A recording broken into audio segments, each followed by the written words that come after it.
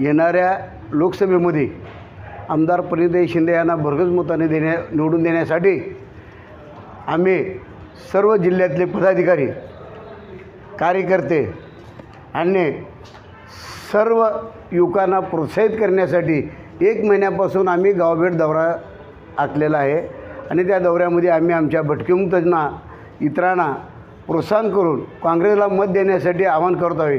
तसेच 3 तारखेला काँग्रेस भवन येथे आमदार प्रणिताई मतदारसंघातली सर्व तालुक्यातील अध्यक्ष, कार्याध्यक्ष, पदाधिकारी, प्रमुख कार्यकर्त्याचे मीटिंग बोलून मेळाव्याचे आयोजन केलेले आहे। या मेळाव्यासाठी आमचे प्रणिताई शिंदे आणि पल्लवीताई रेणके यांच्या उपस्थितीत हा कार्यक्रम पार पाडून कार्यकर्त्यांना आवाहन करून मोदी सरकारच्या विरोधात लोकांच्या पुढे शेतकऱ्याची कशी उपासमार केली, शेतकऱ्याच्या खताला 1 लाख रुपयाचा जर खत घेतला तर त्याला 18% GST आहे, कांद्या निर्यात बंद केली, जेणेकरून शेतकऱ्यांनासुद्धा, आणि शेतकरी शेतमजूर हे आमचे भटकेमुक्ताचे शेतमजूर आहेत जास्तीत प्रमाणात, यांचीसुद्धा उपासमार केलेली आहे।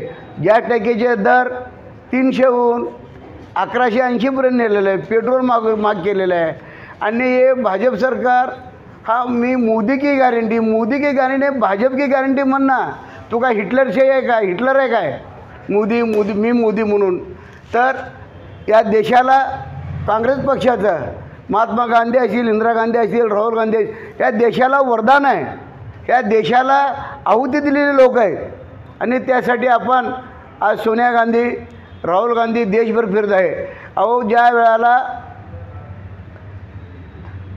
हत्या झाली, राजीव गांधी हत्या झाली, त्यावेळेला सोनियानं पंतप्रधानाची ऑफर दिली, त्यावेळेला सोनिया गांधींनी पंतप्रधान पद नाकारलं आणि PV नरसिंहरावला पंतप्रधान केलं।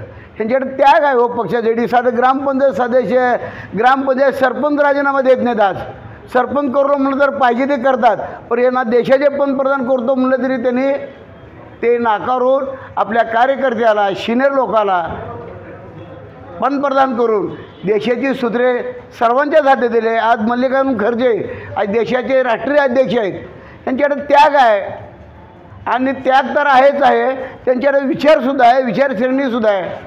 भटकेमुक्त जाती जमाती, मागासवर्गीय असतील, इतर सगळ्या लोकांना न्याय देण्याचं काम काँग्रेस पक्षाच्या कोणी करणार नाही।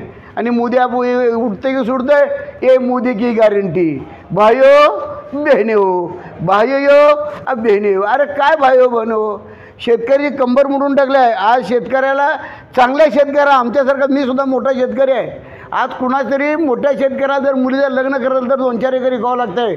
एवढी अवस्था वाईट करून ठेवलेली आहे शेतकऱ्याची, शेतमजुराची।